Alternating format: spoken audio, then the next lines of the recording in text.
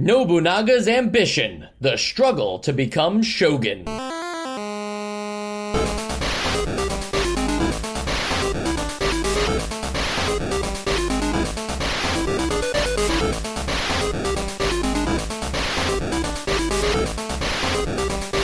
And welcome to Nostalgia, a chronological exploration of every NES game released in North America. I'm Mike. And I'm Sean. Sean, is it possible we might have finally met our match for the podcast format today with Nobunaga's ambition? What do you think? We're going to struggle with it a bit? We struggled with Monster Party, and that was a platformer. You know, like there was so much absurdity in that game. Yeah. And now it's almost like, I don't know, like I feel like we both should have taken AP Japanese history or something in high school to prepare for this moment. That's true. I mean, like, yeah, the history thing is different, but we've been able to tackle stuff like Taboo and the stuff that aren't games, the other stuff that's not like Rob stuff. We're pretty good at this, you know. All right, yeah, you did a pretty good job of recalling two other games, so off the top of your tongue. So you're really on it today in terms of NES knowledge. I usually forget every game I play pretty quickly. Yeah. No, you're right though. I mean, like, so look, at the end of the day, this is really like strategy / simulation, right? And that is a common video game genre now. It's just weird to see it here on the NES. I personally didn't think it was possible. Were you expecting anything like this? No, I wasn't. I think in the last like retrospective episode, I was looking into some games that were coming out over the year, and I did see what looked like a pretty in-depth strategy game. I think that was Nobunaga's Ambition. And I was very surprised just by like the screenshots of it. And yeah, it was what I thought it was. But yeah, before the podcast, never would have thought something like this would be on here. Right. And this is the game company Koei has a whole series of these like historical, not even just Japan. Dead or Alive Extreme Beach Volleyball, right? Exactly. No, they don't make Dead or Alive. Isn't it Koei Tecmo? Didn't they merge? Shoot. Oh, the merge. Okay, yeah. So technically, why wasn't Nobunaga in that game? He should have been Dead or Alive Extreme Beach Volleyball. There you go. Little history for you there. But no, these games, like, they were huge on computers, and Nobunaga is a line of games now. It's not even just Nobunaga's Ambition. It carries on through the ages. But this is the first entry that comes to the NES. It's not even technically the first Nobunaga game. It's kind of interesting that like there was a game before this, I think, that came like Famicom or maybe Japanese computer only, but this is the first one for us, so it's also going to be our first foray into like this kind of strategy game. Sean, if you wouldn't mind, you're kind of an expert in that 4X grand strategy category for for the podcast. I'm not saying you're like on the leaderboards of Europa Universalis, if there even is such a thing, but like, you know that stuff way better than I do. Just as an overview, right? Like, what is the appeal of these kinds of games? Oh wow, yeah, the appeal of these kinds of games. I'd say that just the idea of having something that you can play while you're sitting down to have coffee, and then stretching that into like taking up most of your afternoon, and always having like problems to solve in interesting ways, and planning ahead, and like system mastery that isn't like twitch reflexes. I think like those are all the kinds of things that play into into the people that enjoy strategy games. It doesn't matter if it's grand strategy or RTSs or 4X games. Maybe less so RTS, because the slower nature of these games is really what makes it conducive to just like I just want to think. I don't want to have to worry about how skilled I am at manipulating this controller. You know what I mean? Yeah, that's a good point. Like, a lot of people always mention the permutations of chess and how like no chess game is ever the same and stuff like that. And even if that's like not necessarily true, right? It depends on how long the game goes on before it becomes a different game. I feel like these strategy games are really that, like, to the extreme, right? Like, even at a basic level of Nobunaga's Ambition on the NES, you'll never play the same game twice. Like, there's just too many numbers being crunched across too many different daimos, the generals of the game, there's just too much happening, and all of the things are like random, and the numbers that they generate are seemingly also random, but depend on the scores you have. This is a game where, like, no two playthroughs will ever be the same, and everyone's going to experience, a little bit of struggling, but also a very rewarding experience as a result, if they can pull it off. Yeah, I think even with how little I could grasp some of the concepts, like, while I was playing, there was those, like, aha moments that are kind of one of the defining features of this genre of, like, you have no idea what you're doing in the beginning, and then, like, you learn one thing about the economy, or, like, how to maximize your military potential, and all those sorts of fun things. And even in an NES game, like, it still shares that DNA. And the game doesn't, it has a manual that does try to explain a lot of stuff. And nowadays we also have, like, the ability to go online. But I found, like, a really weird lack of information about this game for some reason. I don't know if it just, like, wasn't a popular seller or something. Don't get me wrong, I was able to figure out what each mechanic does and stuff like that. But I guess in some ways, it's ambitious of the game to just, like, throw you in to not a main menu screen, but the menu screen of your daimyo, your general, right, is, like, everything that's possible is just there for you. And it doesn't say, like, hey, this is your first turn, you might want to raise taxes or give out some rights, right? It's like, no, you can do whatever you want. You go to war on the first turn if you want. Like, it's up to you, buddy. And there's something about just, like, that freedom and seeing all of your options available to you that made me want to, like, crack this game. Like, it actually, even though I was doing so poorly, it made me keep trying to, like, okay, I'm completely lost. I need to reset, start over, and try something different. But I'm going to figure out how to make progress in this game. Yeah, and obviously, like, you can go in so many different directions for it, but, like, the main objective of this game is to unite Japan, or at least in the first scenario, unite Central Japan, like Nobunaga did in real life. Going back to the idea of there being not too much specific information in the manual, I think that kind of is, like, just a sort of a different way to teach someone how to play. Like, nowadays, for modern strategy games, you'll see, like, not really like a classical instruction manual, because those barely exist anymore, but you'll get, like, patch notes that are like, farming now gives you X times food times your skill, like, whatever. It, like, gives you, like, the real nitty gritty information. Whereas in a game like this, it just says, like, you need food to feed your peasants and also your troops. And, like, there's a lot of really intuitive ways that, like, maybe the game doesn't tell you that you need to have money to go to war, but once you try and go to war and you don't have any money, it kind of makes sense, like, at a base level. You know what I mean? So I think, like, it didn't really need too much nitty gritty in the manual for this game.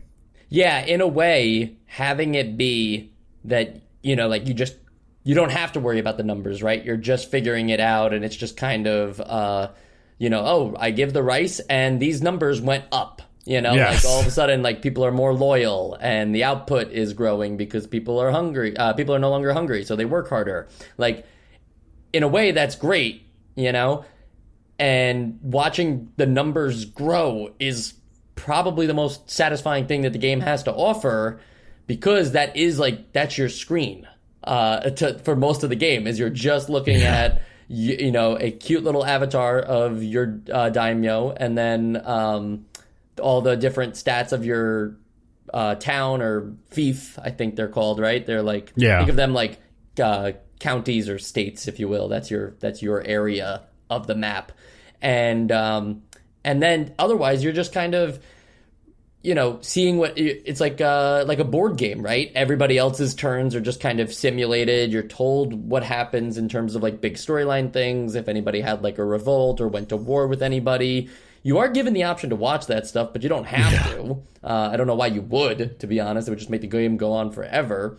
But all that other stuff is just kind of happening. And so there is this, at least for me, there's this tunnel vision though, of like, because it all happens on one screen, maybe it's game design, maybe it's tunnel vision, but I feel like I get very locked into thinking that I'm making progress because numbers are growing and I think I'm doing the right things. But then I find out, well, I'm lacking in this other thing when I spy on another fief, right? Like all of a sudden I realize like, oh, I haven't been training my warriors, but my town's really happy, but now I'm going to go to war with somebody who's a lot better than me. It's sort of kind of a combination between a couple things. Like there's definitely like internal management. Like you have to make sure that your people are happy, that your army is happy, that your army is trained, yada yada. But you also have to like expand. Like you're not supposed to stay in your one little county. Like the name of the game is to become shogun. So you need to keep an eye on what the kind of land that is being taken from the other daimyos. And because they're kind of on two different screens, and there's no real way to combine those with the screen space they have available. It does sort of put you between two modes of playing, and it like your mind is kind of split between them. And I have also forgotten to focus on some things because it's just out of sight, out of mind. Even the idea that like. Even the fact that the menu is split into 2 pages, sometimes I will forget about the other things I can do on the other page. Yeah, that's a great point, though, too, that, ultimately the game's winning condition, right, is to conquer all 17, or if you choose the larger game, 50 fiefs. And the only way to do that is to continue to expand your empire. So you could spend... the game is divided in turns, and each turn is a season, and then 4 seasons obviously make a year. And you could spend like a whole year growing your empire and being like, I'm doing really well. But then you find out, like when you look at the map, like, no, everybody else has like kind of gained another territory, or they've died, or, they're having a revolt or something like that. So I found myself like when I first started learning this game, I was focusing a lot more on just like the building of my area and my town, and like I think that's a good strategy. Yeah. Yeah, like got to raise the taxes, but keep them happy. So give them rice and gold, and then wait for the seasons to change so that you get that, you reap those rewards.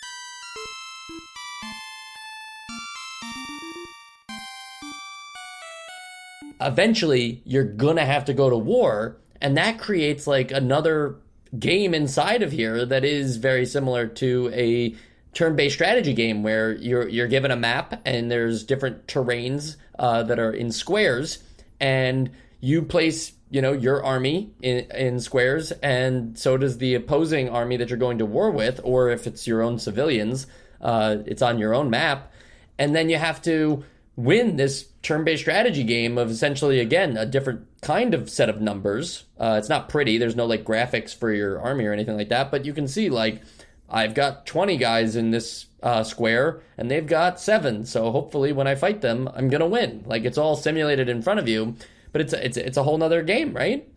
It is a whole nother game. It's another like simple game on its own. But what makes it interesting is just how intertwined the management portion of like these like the empire management portion and the battle situations are. Like if you're running low on food, or if you were trying to play the rice market and you had just made a killing with gold, but now you're low on food, you're basically playing this and you get attacked.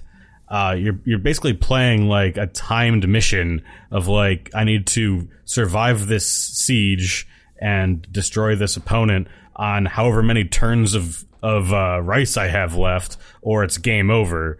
Like all those little interactions between like the training, like it's all building off of each other. Yeah, that's a good point too. But I also wonder, and maybe this is the time to introduce it, but like when you go up against these computers, right? And again, you find out about the stats like as a, like spy kind of thing, right? Like you have to have a spy like look at the other people to see what their scores are.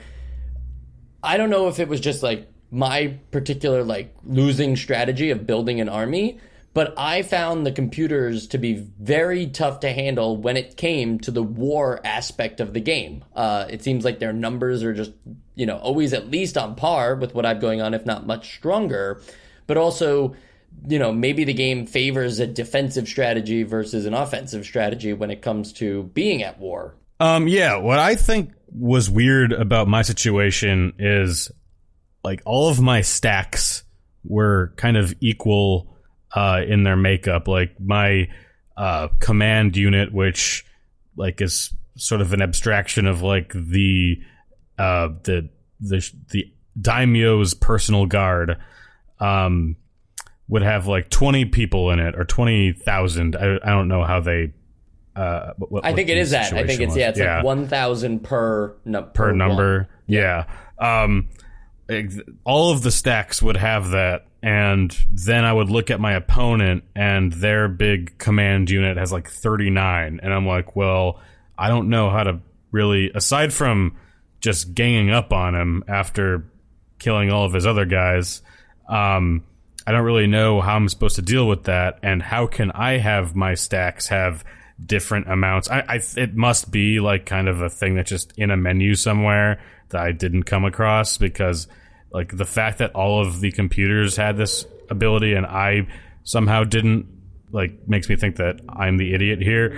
But things like that made me also think that the computers were playing with more knowledge than I knew. I don't know what difficulty you were playing at, but yeah, I also had those. I was told only play on difficulty number 1. I was the easiest difficulty. They said a lot of people said that the game is hard enough as it is, and you might as well just play on the easiest difficulty to get the game going. Yeah, I did that on 1 as well. Were you able to change like how many people were in each unit? So you can do that.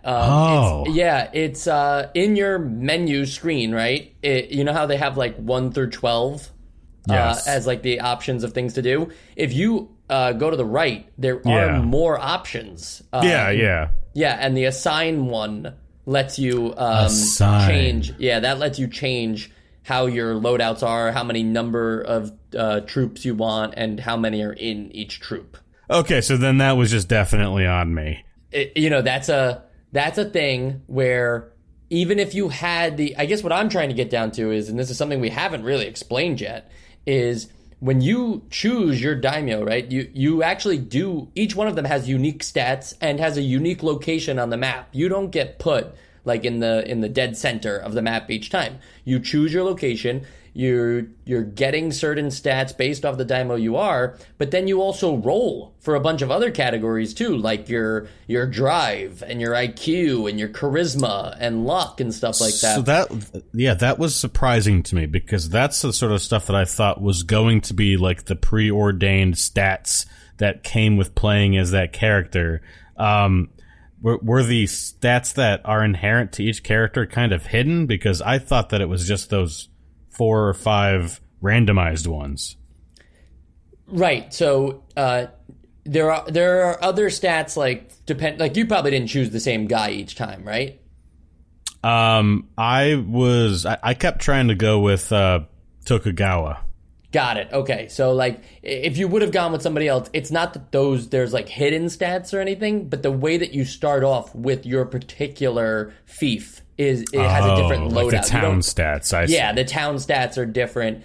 And what's interesting about like that strategy of having like random rolls assigned is like, yeah, it does give some like D&D-esque trait to the game where it's like it's also your player-made character and not just like this historical thing. But like if we're playing a game of history, I feel like, if all these guys really existed, assign like meaningful IQ and charisma and luck stats to them based on things that happened to them in history, right? Like that's the character you're picking. It's almost like you're not rewarded for picking any particular character because you're going to roll, and you could get terrible rolls, by the way. Thankfully, they do let you re-roll. But you could roll like anywhere like a score of 60, and mind 108 is like the highest I think you can roll. But meanwhile, the computers are already like automatically generated to be in like the 120s, 130s. Yeah, I saw and that. I think that's some bullshit. Maybe again, it's like a balance thing. I know, just because going a little off topic now. Even in modern games, like AI is so hard to program that most grand strategy games aren't making smarter AI. They're just making the computers cheat more than you, and that seems to be what's happening here. Right. So I think like at the end of the day, I'm not trying to say like the whole game is broken because of these randomly assigned stats, but it is just a numbers game, and I wonder like you already have so much to manage and deal with. The aspect of keeping tabs on what everybody else is doing, like even other people that you're not necessarily up against right now, because they might conquer like 4 areas and then you might conquer like 2 or 3, and that is what it is, and it's like you're gonna have to go up with them eventually. And so I wonder, like, maybe you could give me some insight here, Sean, but like the balance of building your army versus your area, right, or like your town. How do you deal with that? Like, how did you personally deal with, like, when is it time to go focus on your army and when is it time to focus on your fief? So in this game, I really wasn't paying too much attention to what was happening around me, or at least my decisions weren't being informed by that, because I felt so small already that just because, like, Takeda is starting to blob all over the map, doesn't mean that I can really do anything about it at this time. I was more trying to, like, taking an insular stance and trying to defend when I was attacked, just so that I could get, like, my output up and my army not to rebel and try and make some money off the rice market so that I could expand so I could build the town up. It was really like a lot of early game stuff that I think, because I was kind of bad at this early game strategy, that was sort of seeping into mid game where I should have been more boisterous and attacky. So it does give you enough information to strategize on both levels, but I guess I'm also used to having like a more robust notification system of what's happening in foreign affairs to work with that information better. Right, because at the end of the day, the game is about choosing, what you don't manage, right? Like, as much as you have, like, you only get one thing to do per turn. So that choice is actually, in some regards, easier to choose what's the thing you're going to do versus all the things you're not going to do. Like, you have to look at your things and be like, oh, I'm struggling with the amount of rice I have compared to the amount of men I have. My morale is low. My dams could break at any minute, so I'm going to have a typhoon on my hands. But I, right now, really need to, like, assassinate the guy next to me so I can bid on his land when winter comes. Like, yeah. I think that it's crazy that a situation like that can be described for this kind of game. But yeah. I absolutely found myself in that position every single turn. Absolutely. And I think that that's the magic that I did not think that a game like this would be able to actually emulate, just based on what I knew about the system going into this. But I was so bad at this game that instead of like thinking about all of the intrigue and warlording, I was just like, well, I don't have any money and the market's closed, so I can't borrow anything. So I guess I'm just going to train because it's the only free thing that you can do. There's a lot of decisions to make and a lot of ways that you can get yourself into bad positions long term. Right. And don't forget that you have this whole like ticking time bomb that is, like your age. Yeah. And you're going to get older, right? 4 turns for a year. You get older. Your health gets lower as a result by 1 each year. The older you become, the more likely you are to get sick. And if you get sick, there's a chance you're going to die. But also just like the less health you have, the more likely it is someone might assassinate you or something. Yeah. So better get married to somebody and hope for the chance to have a son so that you can be the son. That's another... That's like, do you play as the son if you get married? I actually read something about that. So I can't confirm if the NES version actually does it or if it's like a high-end computer version of Nobunaga. Nobunaga. I did it. I said that last week and I thought that was funny, but I knew I was going to do it one more time.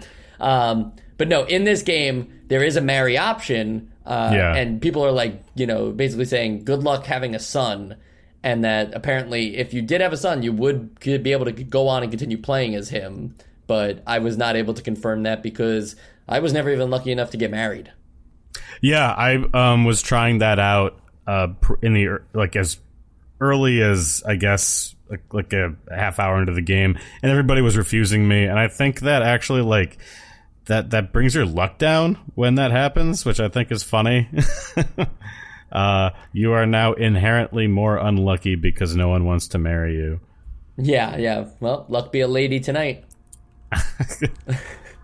All right, so, it's funny that there are the intricacies, because, I mean, like, that's a lot of those Paradox games have, like, the whole concept of, like, just keeping your lineage alive, right? And, like, that's how you're survived. This game has, like, that as, like, a fun little mini-game almost. Like, it's not necessary, but, hey, get married and have a kid. Yeah. Why not? It felt kind of Total War-y to me, because I think that you can do that, even though it has a much more... Maybe even in this game, it's a more, like, diplomatic strategy. Sort of like how you can sort of bribe people not to attack you in this game. Yeah, you can do so much. You can bribe people not to attack you. You can make pacts with other areas to say, like, we're not going to go to war with each other. You can hire ninjas to not just assassinate other daimyos, but you can also do it so this way, like, I'm going to hire X amount of ninjas to storm into this town and, talk about how much this place sucks so that the peasants, like, revolt against their leader. Like, I think that's crazy that all of this is available to you. And I don't know what the answer is. Like, it would suck if there was, like, a mode in this game that, like, removed a lot of these things to make it more simple, right? Like, so that's like, all right, you just have to deal with your gold and your men and your morale. No. Yeah. It's like, that's not the game. No, each individual mechanic in this game is so simple that if you remove 1 or 2... you've ruined the game as a whole. So that would not work. Yeah, and I think actually almost all of the enjoyment of this game, as somebody who, has an interest in this kind of thing, I think all the enjoyment in this game just comes out of experiencing it. Like, like watching the consequences of your decisions and just seeing how far you can go, right? Like, I don't know if I'm ever going to say that I beat this game. I don't think that's ever going to happen. But every time I played it, I saw my defeats and I was like, yeah, like I totally deserve that. Like they had me outnumbered, or that was a stupid decision to like focus on so much rice. Like I died and I had like 190 rice. Like I shouldn't have had that much. Like I should have been paying attention to the market. The market. Sean, You want to tell us about the market a little bit? I really enjoyed that they had this as another thing that you could do, and if you really wanted to, you're probably going to end up neglecting other parts of other aspects of your empire, but you could just like make money and food by playing the rice market. And it's not that rice isn't the only thing with price fluctuations. Like the cost of hiring men goes up, and the cost of buying arms goes up or down depending on demand. And you can see your impact on the market when you make a purchase or make a sale. It's like when there's a lot of states at war, you will see that the price of men just skyrockets to hire a soldier. It's really, really interesting. Yeah, I actually can't confirm this, but I felt like men is the only thing that continues to go up in price. Does it never come down? I'm not sure. I think that was the case, and I thought that was like also just, I like yours that like it could have to do with like wars going on, right? And like, maybe that's just what makes them naturally more valuable. But I was wondering like what was the game trying to say by having like like men be the only thing that like become more in demand as time goes on. But also just like the market in general, right? Even if it is random, right? Like rice going up or going down in a particular direction. I think it's kind of crazy that you don't necessarily know. Like, what if rice is tied to how much rice is out there across all of the fiefs, right? And like, if there's an excess of rice amongst all players, that rice in the market goes down. Like, there's no way to confirm that. But the mystery behind that is intriguing enough that I'm glad that like the manual doesn't answer that for you. You know? And there's enough of an impact that you can make on the price. Like it could just be coming back to like a standard range after each like weird binary event of buying or selling rice. But the fact that like when you sell a bunch of rice, the price of rice goes down, it at least tricks you into thinking like, wow, I just participated in the market. And you can see the effect.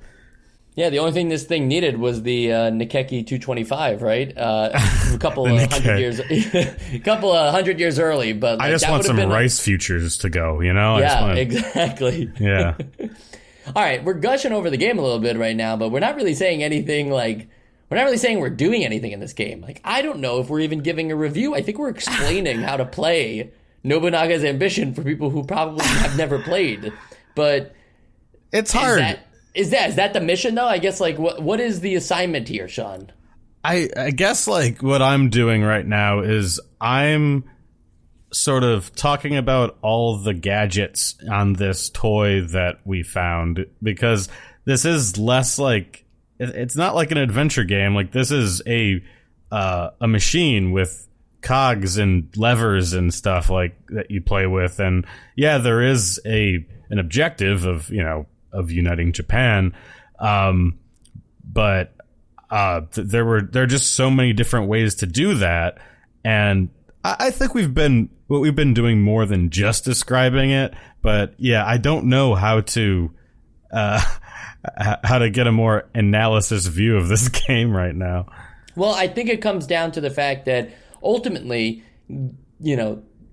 even whether this game is a bad game or a good game, right? It comes down to the fact that it is a game that must be experienced to understand what's going on, right? Yeah. Like it's a video game in that regards, in that I could play it, the listener could play it, you could play it, we could all play it even together. It does allow for up to 8 players on the same game. That's and true. Stuff like that.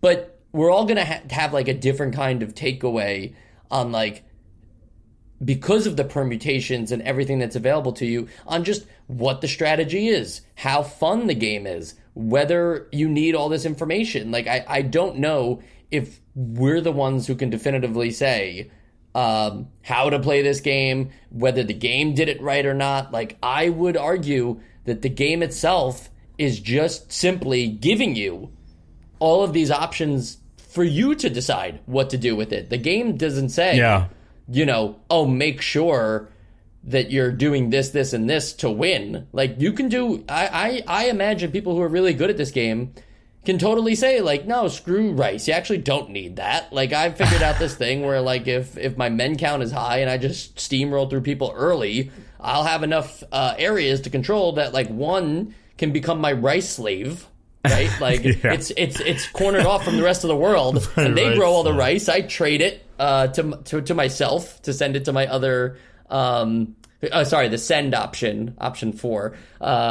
I send that to my other fiefs, and they just focus on continuing to build. And I think, like, that's maybe the aha moment. But you might never have the aha moment in this game. It takes a lot to even just, like, think about how much time it took us through our playthroughs just to even understand what was going on with each particular menu input and seeing how that affects the game, because you can't just say, oh, I gave rice to my peasants, so these things went up, and that's all there is to it. Like, those stats going up then cause other things to happen. Yeah. So it's like everything is like this big domino. And the act of not doing something affects your game later as well. I think that this game is impressive in that in some ways it's giving you perfect information. So and the things that you can do to affect the game affect it the same each time. So you have what you need to make decisions, but the game is complex enough that there's some butterfly effect happening that is really what makes any strategy game worth playing. Is like the idea of metagaming to sort of your example of having your food province and sort of funneling it to your capital, and which I never got to the point of understanding this game well enough, and all those other little kind of taking advantage of the system that we had just sort of come to grips with. All that's there. It's just it takes some time to get all of that. Right. Just knowing what I know about the game, right? And I only ever played the 17 fief version. Yeah. But too many variables. Yes, exactly. Thinking about the 50 version, right? It's like that game, who knows what that's like? Like, I can't even, I'm sorry, but for the podcast, like, there's just no way to understand. Like, it's just, everything about this game is just scale. So I think we got the experience, but like, this game can be as big and as in-depth as you need it to be, but you can also get like a satisfying experience from just trying the game out and taking it on.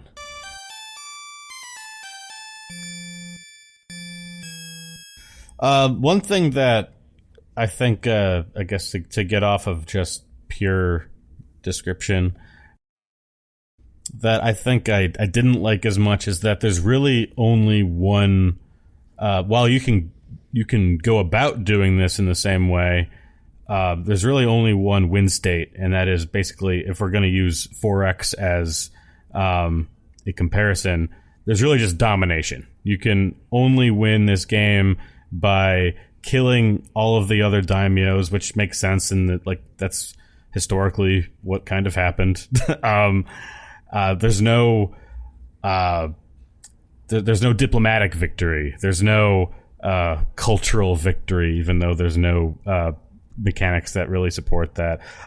Just like there aren't like different real play styles that you can do differently in this game as opposed to like a Europa Universalis or a Crusader Kings or a Civilization. It's just like have enough rice and gold to support your soldiers and be able to bribe people, and you will win eventually. There's a lot of mechanics that are going in to support the production of rice and gold, but those are really the basics there. Yeah, you bring up a good point, and I did have that as a note here of like, let's just talk about the win state thing. So I'm kind of glad you brought that up. The only thing I was thinking though is like, since it's got the historical aspect to it, right? Even if it was just, you still have to conquer everything to become shogun and unite Japan, right? That doesn't necessarily have to happen via war, right? Like, I feel like there could have been other interesting ways through town development. Like, what if the peasants just really like you as a leader, and now like loyalty on other fiefs is like changing to be lowered, and if it's under a certain amount, you can like just assume power through like a power dynamic shift. Exactly. Like if there was a stat or just a count of how much like respect or face that you have, and there were different diplomatic actions that you could do that weren't marching in and burning a town down, and if you had that much more prestige than your neighbors, and they were also weak maybe they would just like swear fealty to you, and then you still had to nurture that relationship. Otherwise, that they would probably support your enemies, but that would be a stepping stone to also expanding your territory. And it's kind of just like a different way to do the same thing, but at least it's a different route to take. I agree with you. I'm saying I think like that would have been an interesting new way to solve this whole thing. Like, I don't know if they could add any more, right? Like, who's to say? Like, maybe they thought that because it happened that way in history, like that's the way it should go down or whatever, right? Maybe that defeats the whole purpose of them building this turn-based war game inside of the game, right? Like, maybe that's why, like they spend a lot of time probably developing that. Who can really say? But I think that's a very valid criticism to have of like the fact that it is only one win state just kind of pushes you in one direction. Like, if anything, that is the one nudge that the game is forcing onto you, right? Yeah, but like that being said, you can go about your military brutal destruction of the countryside in any way that you wish, but you have to brutally force yourself on your other daimyos. You can't not do that. Yeah, and I wanted to go back to war for a second, actually, the turn-based strategy part of it, because we were talking about that mostly from like a numbers and computer disadvantage thing, like, because mostly this game is about numbers. But they did an interesting like layout for these maps that just required like a different kind of strategy for a turn-based game. Like, the way that the squares are laid out, they're on like diagonals to each of each other, right? So you can't ever just say like go to the left. You have to say up left or down left. Like, there's no way to just like be on the same exact plane as another square unless it's up and down on the same square. Yeah. But then like, because the terrains are also different, right? You have to like look at this map and really try to like think about how you're going to fight the opposing troops, given that like you cannot pass over mountains, and like for the water, like you're gonna need boats for that kind of thing. And like if you're in the sand and you're facing someone in the hills, you have boats? You're gonna have what's that? Are there boats? There's not boats, but you have like a water. I never had it, but the opposing troops were able to come in from the water. Oh, and they had like a little water icon on their tribe thing. I keep saying tribe. I think I mean troops. But you get the idea. Yeah. The banner. Anyway, like, even just like the fact that terrains matter, right? Like, if you're in the sand and they're on the hills have the advantage.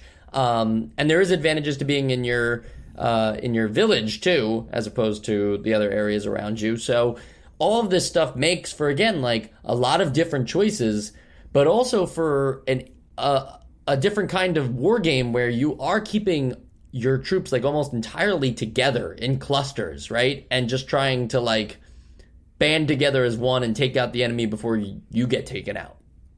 Yeah, there's room enough in the game to employ like different kinds of tactics. Like you can be kind of spread out and hope that your enemy spreads out as well, and sort of do like some hit and runs, or you can just have like a doom stack, but you're not really gonna have too much agility in that, and you're only gonna probably have like one front line to battle on. But I also think that the idea of only being able to move or attack it kind of reduces the amount of like the amount of things that you can do. Like it's definitely just as strategic of a way to play, but there seems to be less variety of play styles. Like if you could have a move and an attack, or a two moves or two attacks, like I think that would also make this more fun. But I think that the war game, while yes, it is still very much influenced by what you're doing in the managerial game, and that makes it more coherent piece of the game, but as a standalone, it wasn't like I was having all that much fun playing the war game itself. Yeah, and I think that's like, again, another thing that, because the focus is on winning out these wars and conquering these fiefs, there's something interesting in a bad way, right? That, like, it's interesting that they've made this war combat thing and it's completely different from the rest of the game, but it's really basic and in some ways a chore or a slog to, like, get through. You know, it takes a while to whittle down the opposing troops, and also to watch those fights unfold, and they're very, like, claustrophobic in a way because everybody's so tightly packed together, and the mountains usually block off. Yeah. They block you off from a large portion of the map. I think, like, they could never have made it the Desert Commander, right? Like, they couldn't have made it that game and have all those intricacies inside here as well. But maybe even the war side of it should have just been reduced to, like, numbers on a screen with you deciding, like, what kind of actions your troop will take, and then being told the results rather than this layout of things. Like, again, maybe this was supposed to be the exciting part of the game. I think it kind of fell flat. Yeah. I can't really imagine it just being a number cruncher behind the scenes. I feel like you do need some tactile interaction with the military part of this game. But maybe if I thought of this more as just like a management game instead of a military strategy game, I could accept that. Right. And I'm saying that off the top of my head. I have no idea of how they would actually accomplish that. I guess I'm saying, like, sometimes we've seen 2 games or, 3 games in one, right? Mm-hmm. And it works out for its benefit. In this one, I feel like in some ways seeing this whole new thing to do inside of a game that is already very involved is kind of like the hindrance. Like, it is the, do I want to keep doing this? Whereas, like, the numbers menu screen thing flows pretty quickly and you just watch things happen, but you still feel like you're in control. I also think, though, that it wasn't really like a zero-sum thing. Like, you could keep everything in the management of your daimyo, or management of your town / land, the same, and yet just add a couple more wrinkles into the wargaming part of it. Like, you have a unit that is riflemen or musketmen. I don't quite remember. And I know that the range on those is, like, comically bad historically, but, like, just the idea of, like, your riflemen can attack from 2 blocks away, and maybe your cavalry can move 2 blocks, and just adding some variety to make it so that there are more interesting decisions to be made in this mode would have helped it and made it less of a slog to play through, because there are decisions to make. Right. Totally agree. I have one more thing I would like to talk about for Nobunaga's Ambition, but I feel like before we can talk about that, we actually need to do the thing that we do on every episode, where we vote on where the game stands, because I feel like we can't do the other part until we know where we stand. Does that make sense, Sean? What is this other part? I know. It's okay. Guys, I'm just letting everybody know, if you're that person who skips the Essential Games list because you think you know where we're voting or where we stand on something, don't do that this time, because we're going to do something else afterwards. But first, we have to vote in a little thing we call the Essential Games list. Sean, I'm going to vote first, if you don't mind. Yeah, whatever. All right, cool. I mean, usually I vote last, so I thought it'd be exciting. Yeah, we're changing up so many things for this episode. That's right. I don't want to go on, like, too long of a thing, because I feel like the whole time we've just been reviewing the game in a way that, like, is both fair to it and can be very generous. And then also, like, we have to remember that not everyone is really into this kind of thing, right? This is not for people who like Super Mario Brothers, Kid Icarus, Legend of Zelda. Like, you're not coming in here and playing Nobunaga's Ambition.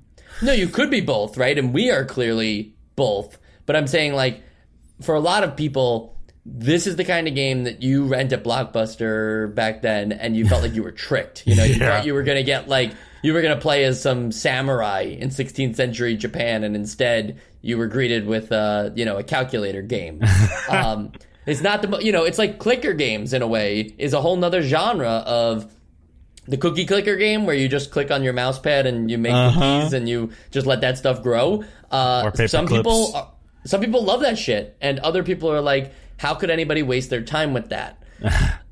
So I think, like, what Nobunaga's Ambition is doing here is really, really ambitious. And I know somebody was waiting for me to say that, but it's the truth, right? Like, what they did on the NES is just crazy to me.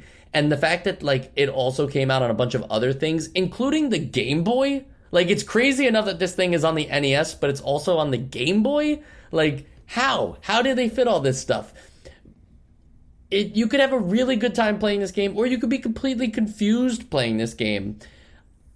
I just think that, like, because it's all done via numbers, and because the numbers are being crunched in the background, and it's not necessarily like a very exciting thing that's happening in the moment to moment of it, and you're not really sure of the advantages or disadvantages of what's going on in the world around you, I think it's really hard to be the shogun in this game. And not on like a difficulty way, but on like a how much information they throw at you and how much information they also don't throw at you at the same time. I could see people being lost on this game, and I think it's the little things in this game that make me think that it's not there yet. It's a fun game to play, but it's a frustrating game a lot of the times too, as you come close to the end of your playthroughs. You could sink in so much time only to lose. And I know that that's like natural in newer games, but newer games also spell a lot of stuff out for you, and you're able to pull yourself back and see what's going on in the bigger picture. And also, like you mentioned early on in the episode, Sean, like, people know exactly what each thing is doing on like a numbers scale. Here, we're just kind of watching it all unfold in front of us, and that tells a great story, but it doesn't make for a great game. So this is not going on my essential games list, my vote for it. Sean, how about you? Yeah, I mean, so this is definitely one of those games that I like to think about more than I like to play. One word that I've used over and over on this podcast throughout the years and episodes is abstraction. And like between like strategy games and sports games to an extent, there's always a pretty that's always coming into play of just like what it's showing you and what that's supposed to represent. And there's a sliding scale of how appropriate a level of abstraction is, and this is at a point where it's way too much. And that means that there really isn't much with presentation. A lot of the strategy games that I like to play are kind of like menu games like this, but there is still some presentational element that sort of reinforces that, oh, I made that progress, and oh, that actually had a substantial effect on the game. Whereas this is just like, oh, your military now has a power level of X instead of X minus 35. So I also would say that it's really not there. I'm still incredibly impressed by what they did here in terms of all the moving parts. But this is definitely a game that I like talking about more than I like playing. So also not essential. That's a great point, Sean, though. It's a lot of this game for me over the last, 2 weeks that I dived into it. We're really, searching for information online and trying to see, how were people playing the game? What was the consensus on strategy? Learning about the systems in the game. And that was all, so much fun. And then, you take that information, you go into the game, and you try to use it, and you're like, nah, I still suck. Like, something's missing. Like, something's wrong. Like, it's not going for me the way that they're talking about it. Or, surprisingly, no one's talking about it. Like, I was shocked how little information about this game is available online, you know, knowing that, like, it was ported to so many different things. I mean, this same exact game, Nobunaga's Ambition, eventually got ported to the Super Nintendo in the mid-90s. Like, imagine that. Like, the game that you could have bought in 1989 on the NES is now on the Super Nintendo years later, and it's the same game, but now it has Super Nintendo mouse functionality. That would probably help, yeah. Yeah. I mean, that one also had a campaign mode where you can choose, like, different objectives and through different, like, years throughout the 16th century, so I thought that was interesting. But we're not here to talk about that particular game.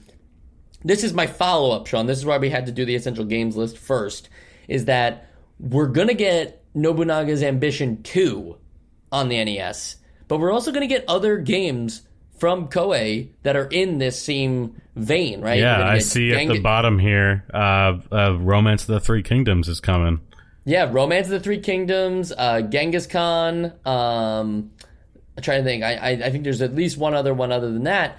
But a part of me is worried that we've done a lot of the heavy lifting here with Nobunaga's Ambition, and that games like Romance of the Three Kingdoms and Genghis Khan are going to be, you know, just different time periods of this foundation they've laid down here. What does Koei need to do for the other NES versions of these games to get on the essential games list?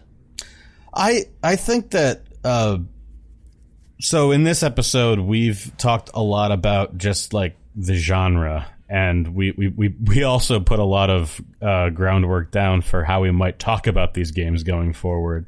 So we won't just have to talk about the most basic aspects of these games, but also in terms of like how good these future games might be. I think that there's a lot that they can do to make this make these possibly essential games, because like now that I've seen what they did this first time, I see all of these other possibilities that they could do going forward, and in these different time periods, the context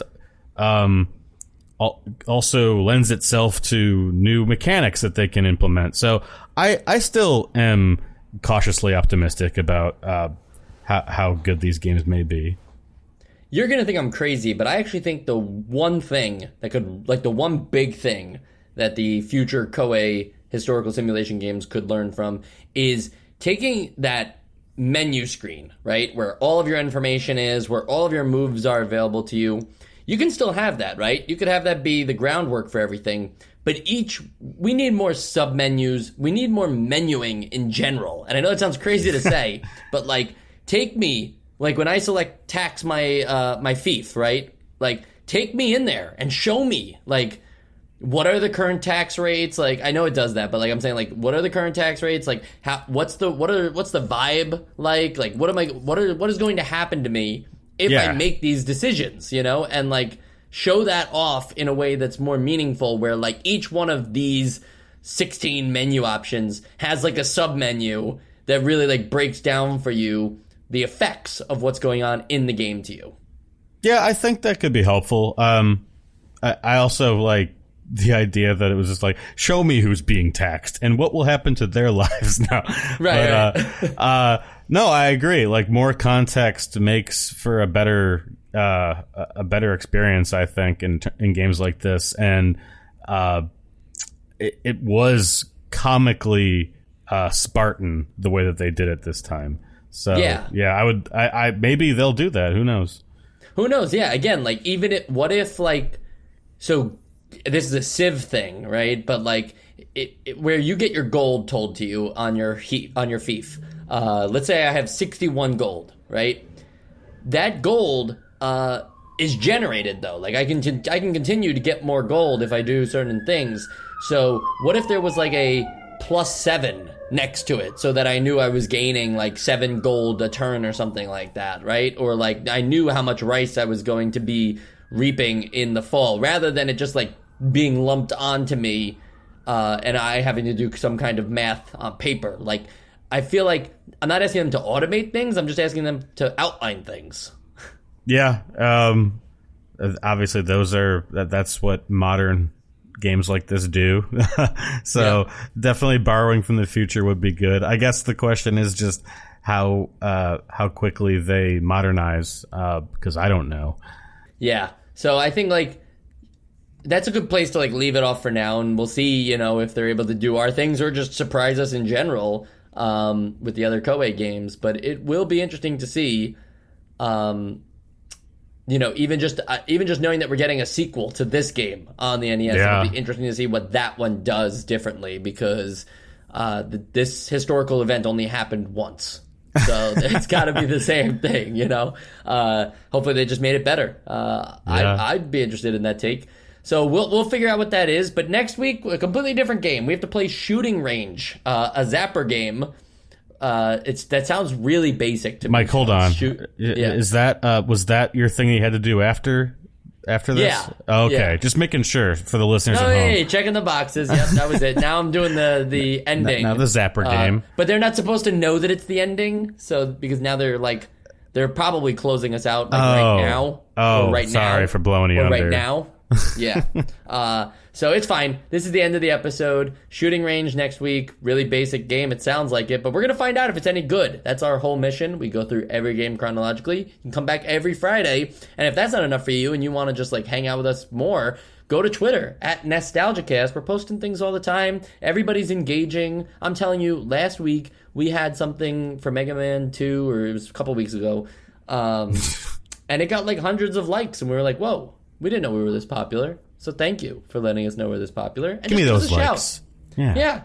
Give us a shout. Be like, hey, I listened to the last episode and it was garbage. And I'd be like, well, that's your opinion. But thank you for telling me. Shooting Range next week. Join us then. Sean, anything to take us out? You'll never know what you know until you don't anymore.